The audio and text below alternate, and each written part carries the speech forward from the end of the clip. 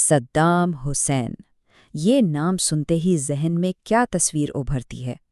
ایک ہیرو کی جس نے مغرب کو للکارا، یا پھر ایک ظالم ڈکٹیٹر کی جس نے اپنے ہی لوگوں پر ظلم کے پہاڑ توڑ دیے؟ دیکھیے، ان کی موت کو تقریباً 2 دہائیاں ہو چکی ہیں، لیکن یہ سوال، یہ آج بھی ویسا ہی ہے، زندہ۔ تو آئیے اسی سوال کا جواب تلاش کرتے ہیں۔ آخر عراق کے ایک چھوٹے سے گاؤں کا ایک یتیم بچہ دنیا کے سب سے طاقتور اور ہاں سب سے خوفناک رہنماؤں میں سے ایک بنا، تو بنا کیسے؟ اس پوری کہانی کو سمجھنے کے لیے ہم ان کی زندگی کے مختلف حصوں کو دیکھیں گے۔ سب سے پہلے ایک یتیم سے رہنما بننے کا سفر، پھر بغداد کی گاڈ فادر کے طور پر ان کا دور، اس کے بعد وہ جنگ کی دہائی، پھر کیسے پوری دنیا ان کے خلاف ہو گئی، ان کا زوال، اور آخر میں وہی بڑا سوال، ہیرو یا ظالم۔ تو چلیں کہانی شروع کرتے ہیں۔ یہ کہانی شروع ہوتی ہے صدام کے بچپن کی سختیوں سے اور اس سیاسی طوفان سے جس نے اس وقت یعنی 20ویں صدی کے عراق کو پوری طرح اپنی لپیٹ میں لے رکھا تھا۔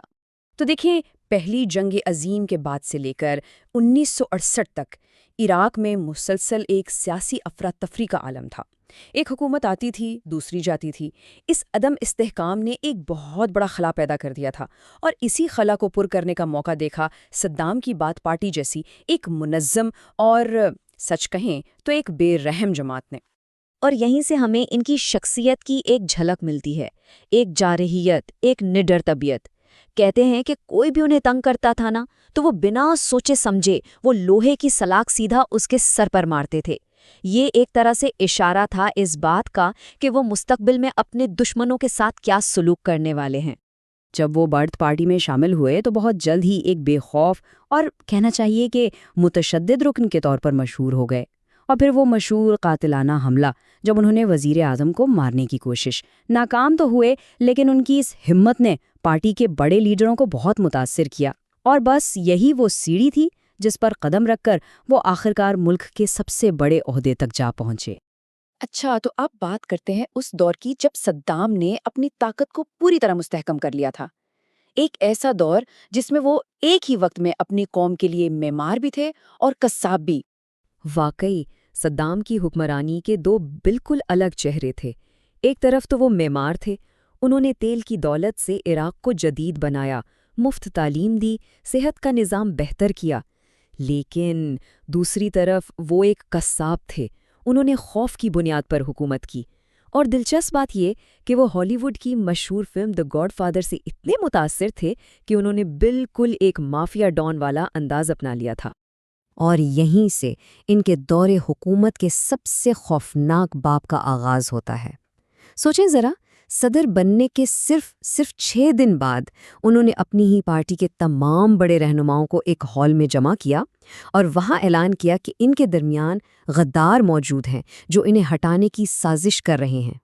اور پھر اس بھرے ہال میں صدام نے بڑے اطمینان سے ایک ایک کر کے 68 لوگوں کے نام لیے۔ ان سب پر غداری کا الزام لگایا گیا اور سب کے سامنے انہیں ہال سے گھسیٹ کر باہر نکالا گیا۔ کچھ کو جیل ہوئی اور باقیوں کو فوراً گولی مار دی گئی۔ پیغام بالکل صاف تھا، یا تو وفاداری یا پھر موت۔ یہاں سے ان کی حکمرانی کا اگلا مرحلہ شروع ہوتا ہے، ایک ایسا مرحلہ جسے ہم 2 بڑی جنگوں سے پہچانتے ہیں، اور یہی 2 جنگیں تھیں جو آگے چل کر ان کے زوال کا آغاز ثابت ہوئیں۔ صدام کا پہلا بڑا فوجی قدم تھا ایران پر حملہ، اور اس وقت انہیں امریکہ اور کئی عرب ممالک کی حمایت بھی حاصل تھی۔ لیکن یہ جنگ 8 سال تک چلی اور سوائے تباہی کے کچھ بھی حاصل نہیں ہوا۔ اس کے فوراً بعد ہی انہوں نے کویت پر حملہ کر دیا، شاید یہ سوچ کر کہ یہ ایک بہت آسان فتح ہوگی، مگر یہی ان کی زندگی کی سب سے بڑی غلطی ثابت ہوئی۔ اندازہ لگائیں، صرف ایران عراق جنگ میں 10 لاکھ جانیں گئیں۔ 10 لاکھ، یہ ان کے فیصلوں کی وہ بھاری انسانی قیمت تھی جو لوگوں نے ادا کی۔ کویت پر حملے نے عالمی سیاست کا نقشہ ہی بدل کر رکھ دیا۔ یہ ایک ایسا قدم تھا جس نے پوری دنیا کو، یہاں تک کہ ان اتحادیوں کو بھی جو ایران کے خلاف ان کی مدد کر رہے تھے، سب کو ان کے خلاف کھڑا کر دیا۔ دیکھیں، حملے سے ٹھیک پہلے امریکی سفیر نے ایک بڑا مبہم سا بیان دیا۔ صدام نے اس کا مطلب یہ نکالا کہ امریکہ کو کوئی اعتراض نہیں، یعنی ایک طرح سے ہری جھنڈی مل گئی۔ اب کچھ لوگ کہتے ہیں کہ یہ دراصل امریکہ کا بچھایا ہوا ایک جال تھا تاکہ انہیں مشرق وسطیٰ میں مستقل فوجی موجودگی کا ایک بہانہ مل جائے۔ تو جب صدام نے دیکھا کہ پوری دنیا ان کے خلاف کھڑی ہے تو انہوں نے ایک نیا پینترا بدلا، اور وہ تھا مذہب کا کارڈ۔ اچانک انہوں نے خود کو اسلام کے محافظ کے طور پر پیش کرنا شروع کر دیا۔ اسرائیل پر میزائل داغے، عراقی پرچم پر اللہ اکبر لکھوایا۔ یہ سب کچھ مسلم دنیا کی ہمدردی اور حمایت حاصل کرنے کی ایک چال تھی۔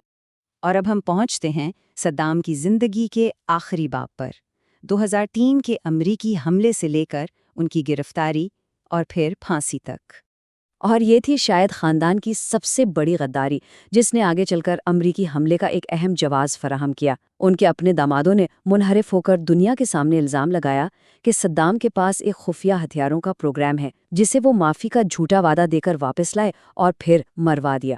ذرا ان کی زندگی کا تضاد دیکھیں، کہاں وہ عالی شان محلات میں رہنے والا حکمران اور کہاں ایک تنگ سے زیر زمین گڑھے میں چھپا ہوا مفرور۔ ایک طاقتور آمر سے لے کر اس حال تک پہنچنا، یہ ان کے زوال کی مکمل تصویر ہے۔ یہاں تک کہ جب انہیں ان کے بیٹوں اور پوتے کی موت کی خبر دی گئی تو ان کا رد عمل بڑا عجیب تھا۔ انہوں نے یہ نہیں پوچھا کہ وہ کیسے مرے، بلکہ یہ پوچھا کہ کیا وہ بہادری سے لڑتے ہوئے مرے۔ اور جب انہیں بتایا گیا کہ ہاں وہ آخری دم تک لڑے تو صدام نے کہا، میں خدا کا شکر ادا کرتا ہوں کہ اس نے مجھے ایسے بہادر بیٹے دیے۔ تو آخر میں ہم اسی سوال پر واپس آتے ہیں، ان کے زوال کے بعد عراق میں جو افراتفری پھیلی اور ان کی میراث کے بارے میں جو دو بالکل مختلف نظریات ہیں، آئیے ان کا جائزہ لیتے ہیں۔ تو سوال پھر وہی ہے، صدام حسین کون تھے؟ کیا وہ ایک معمار تھے جس نے عراق کو جدید بنایا، اسے ترقی دی، یا پھر ایک قصاب جس نے لاکھوں لوگوں کی جانیں لیں؟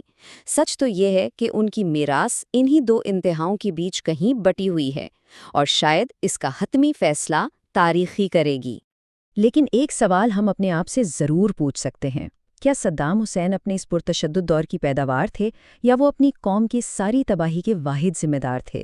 یہ ایک ایسا سوال ہے جو آج بھی ہمیں ان کی کہانی اور ان کی میراث کی پیچیدگیوں پر سوچنے پر مجبور کرتا ہے۔